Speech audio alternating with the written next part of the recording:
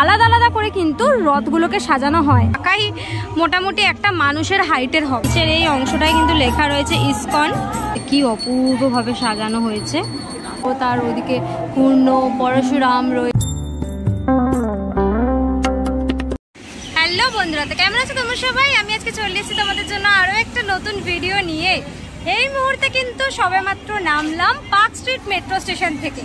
আর park street metro স্টেশনের রথের পর একটাই কারণে আসা হয়, সেটা হচ্ছে এখানে যে রথযাত্রা হয়, যে কলকাতার যে রথযাত্রা, ইসকনের রথযাত্রা, সেই রথ দেখতে কিন্তু আমি আসি প্রত্যেক বছর। গত 2 বছর ধরে আসছি, তাই এই বছরেও কিন্তু চলে এলাম দেখতে আর তোমাদেরকেও দেখাতে। যদিও আমার ভীষণ ভালো লাগে এই জায়গাটা ঘুরে দেখতে, রথগুলোকে সামনে থেকে দেখতে। গেটে ঢোকার আগে কিন্তু দুদিক জুড়ে এরকম লাইটিং থাকে, যদিও রাতে জ্বলবে এগুলো। এদিকে গেট রয়েছে, এইদিকে একটা জিনিস তোমাদের দেখিয়ে দিই, Kolkata Rathyatra organised by ISKCON. চলো এবার ভেতরে যাই। মেন এন্ট্রান্সের সামনে, এটাই হচ্ছে কলকাতা রথযাত্রার মেন এন্ট্রান্স। আর দুদিকে শ্রী চৈতন্য মহাপ্রভুর ছবি দেওয়া রয়েছে, বেশ সুন্দর করে গেটটাকে করা হয়েছে। চলো এবার ভেতরে যাই আস্তে আস্তে।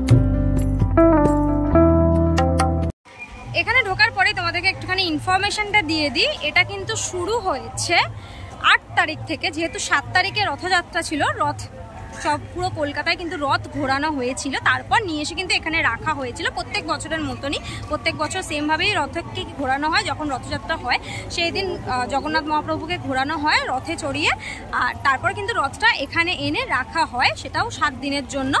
অর্থাৎ 8 তারিখ থেকে শুরু হয়েছে, চলবে কিন্তু 14 তারিখ অবধি। বিকেল 4টে থেকে রাত্রি 9টা অবধি তোমরা এখানে আসতে পারো, রথ দেখতে পারো, পুরো জায়গাটাকে ঘুরে দেখতে পারো। সাথে সাথে কিন্তু এই যে মহাপ্রসাদের যে জায়গাটা, সেই জায়গাটা কিন্তু প্রত্যেকবারের মতন এইবারেও করা হয়েছে সুন্দর করে। এখান দিয়ে কিন্তু সবাই প্রসাদ নিতে পারে। গোবিন্দ দাস, এদিকে গো সেবা, এইদিকে রয়েছে ম্যাচলেস গিফট। কিন্তু বিভিন্ন ধরনের স্টল রয়েছে, সবকিছুতেই তোমরা ঘুরে দেখতে পারো। তোমাদেরকে দেখাবো আসল জিনিস, যেটা দেখতে প্রত্যেক বছর আমি আসি, সেটা হচ্ছে রথ। জগন্নাথ মহাপ্রভু, বলরাম আর মাঝখানে কিন্তু রয়েছে সুভদ্রা দেবী। 3 জনের রথ কিন্তু পর পর রাখা আছে। এই রথে কিন্তু 7 তারিখে অর্থাৎ রথযাত্রা যেদিন, সেই দিন কিন্তু মহাপ্রভুকে, জগন্নাথ মহাপ্রভুকে রথে চড়িয়ে পুরো কলকাতা ঘোরানো হয়েছে। তারপরে কিন্তু এখানে এনে রাখা হয়েছে রথগুলোকে। আর জগন্নাথ মহাপ্রভু মন্দিরের ভেতরে রয়েছে।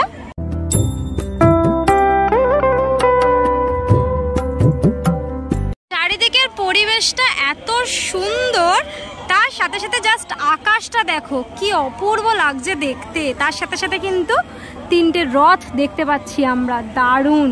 একটুখানি ভালো করে কাছ থেকে দেখাই একদম।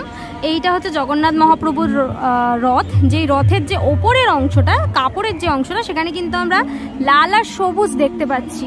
ঠিক একইভাবে যদি বলরামের রথের দিকে তাকাই, তাহলে কিন্তু দেখতে পাবো হলুদ আর লাল। আর মাঝে যদি সুভদ্রা দেবীর রথের দিকে আমরা তাকাই, তাহলে কিন্তু দেখতে পাবো লাল আর কালো রয়েছে।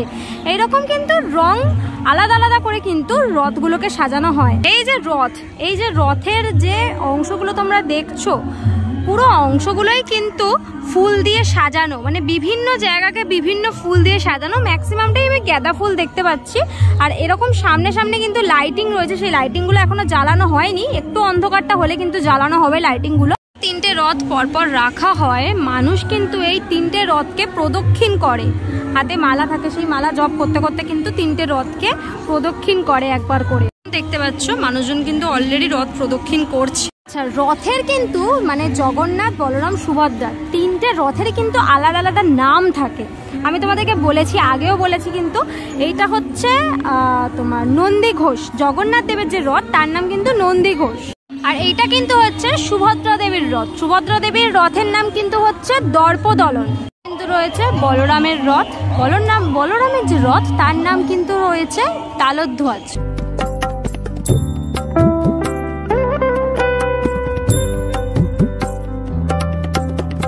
পরপর তোমাদেরকে 3টে রথ একদম কাছ থেকে আমি দেখালাম। ভীষণ সুন্দর লাগছে কিন্তু রথগুলোকে এত সুন্দর করে সাজানো হয়েছে। সত্যি সামনে থেকে একদম গিয়ে তোমাদেরকে ইন্ডিভিজুয়ালি এক একটা করে রথ আমি দেখিয়েছি।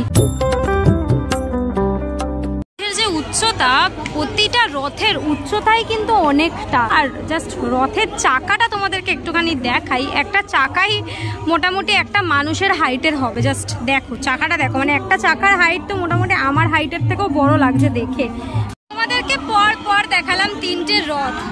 বরাবরই যতবারই এখানে এসেছি ততবারই কিন্তু ভালো লেগেছে, ভীষণ সুন্দর। এখানে যে পরিবেশটা গড়ে ওঠে, যে মানুষজন যে আসে, চারিদিকে নাম গানের যে পরিবেশ, সুন্দর একটা আবহ থাকে, তার সাথে সুন্দর একটা অ্যাটমসফিয়ার কিন্তু তৈরি হয়, তার সাথে এত সুন্দর রথ, ভিতরে জগন্নাথ মহাপ্রভু থাকে, তার পুজো হয় প্রত্যেক দিন, ভীষণ ভালো লাগে। কিন্তু এখানে এলে মনটা খুব শান্ত হয়ে যায়, বেশ ভালো লাগে এখানে এসে বসে থাকতে বা সময় কাটাতে।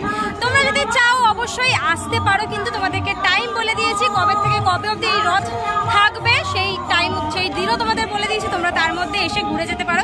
রথ রয়েছে আর পুরো এই সাইড জুড়ে কিন্তু বিভিন্ন ছোট ছোট স্টল বসে, যেখানে কিন্তু জগন্নাথ মহাপ্রভুর সমস্ত বই থাকে, লিটারেচার থাকে, এগুলো কিন্তু এই জায়গাটায় পুরো ছোট ছোট স্টল করে কিন্তু রাখা হয়। আর ওই দিকটায় থাকে কিন্তু একদম মণ্ডপ, যেখানে মানে মন্দিরের মতন করা হয়, যেখানে কিন্তু জগন্নাথ মহাপ্রভু থাকেন এই 7 দিন।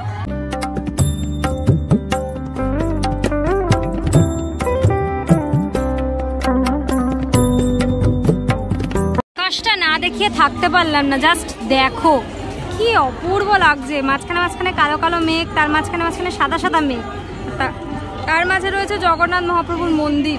এখানে কিন্তু কন্টিনিউ এরকম নাম সংকীর্তন চলছে, কিন্তু মহাপ্রভুর নাম গান চলছে কন্টিনিউ। ঠিক এইখানটায় দেখো এরকম একটা রঙ্গোলি টাইপের করা হয়েছে, কি সুন্দর লাগছে পুরো টোটালটা দেখতে, কিন্তু দারুণ লাগছে। আর এইখানে কিন্তু লেখা আছে ইসকন, এই নিচের এই অংশটাই কিন্তু লেখা রয়েছে ইসকন, আর ওখানে কিন্তু লেখা আছে সুস্বাগতম। দেখাই মেন মন্দির, মানে যেখানে কিন্তু জগন্নাথ মহাপ্রভু রয়েছে সেই জায়গাটা সুন্দর করে এরকম মণ্ডপের মতন করে কিন্তু করা হয়েছে, দেখতে পাচ্ছ। ওপরে কিন্তু 3টে ধ্বজা রয়েছে দেখতে পাচ্ছি, পরপর করে কিন্তু 3টে ধ্বজা দেখা যাচ্ছে ওপরে। আর এই হচ্ছে পুরো টোটাল এরিয়াটা, যেখানে কিন্তু জগন্নাথ মহাপ্রভু রয়েছে। ভেতরেও তোমাদেরকে নিয়ে যাব। প্রচুর দর্শনার্থী কিন্তু এই 7 দিন এখানে শুধুমাত্র মহাপ্রভুর দর্শনের জন্য, রথ দর্শনের জন্য কিন্তু আসে। শুরু হচ্ছে ভিতরটা, দেখতে পাচ্ছ ওপরে বেশ ছোট ছোট ছোট ছোট ঝাড় দেওয়া আছে। এবার চলো একদম ভেতরে যাই। ভেতরটা জাস্ট দেখো কতটা সুন্দর দেখতে। বিভিন্ন জগন্নাথ শ্রী চৈতন্য মহাপ্রভু সবার কিন্তু ছবি বিভিন্ন জায়গায় দেওয়া আছে, বেশ কিছু জায়গায় রাধা কৃষ্ণর ছবি দেখতে পাচ্ছি। আর এইখানে কিন্তু রয়েছে অসাধারণ একটি ঝাড়, প্রত্যেকবারই এখানে খুব সুন্দর একটি ঝাড় থাকে, যেই ঝাড়ের আলোতেই কিন্তু পুরো চারিদিকটা একদম আলোকিত হয়।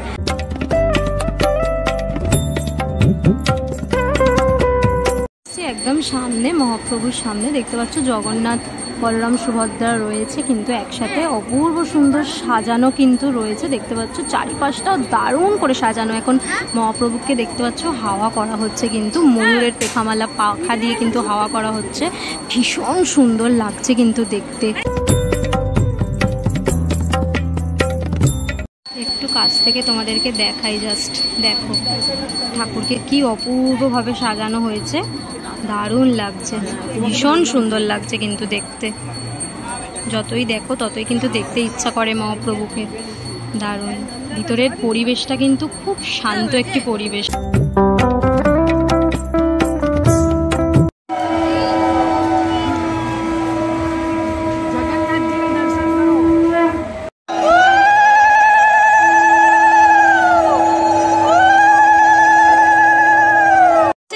যেখানে বিষ্ণুর 10 অবতার থাকে, প্রত্যেকবার রাখা হয় কিন্তু সেইগুলো কিন্তু পরপর রয়েছে, একটা একটা করে তোমাদের দেখাবো। এখানে কিন্তু রয়েছে ছোট্ট কৃষ্ণ, মা যশোদা রয়েছে এখানে কিন্তু দেখতে পাচ্ছ। আর মানে ছোটবেলার সেই মুহূর্তগুলো কিন্তু এরকম স্ট্যাচু করে করে রাখা হয়েছে।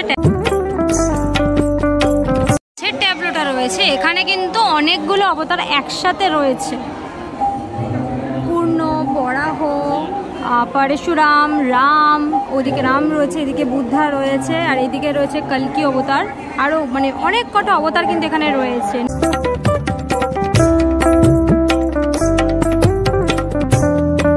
কিন্তু পর পর পর সব অবতারগুলো রয়েছে, ভেতরেও অনেক অবতার রয়েছে কিন্তু বিষ্ণুর দেখা যাচ্ছে। ওদিকে রাম সীতা দেখতে পাচ্ছি, এদিকে বুদ্ধ অবতার রয়েছে, এইদিকে কিন্তু মৎস্য অবতার, ওদিকে পূর্ণ পরশুরাম রয়েছে, পরপর কিন্তু অবতারগুলো রয়েছে। একদম সোজাসুজি যদি দেখো তাহলে কিন্তু কৃষ্ণ অবতার রয়েছে, আর এইখানে কিন্তু একদম সামনে রয়েছে কল্কি অবতার।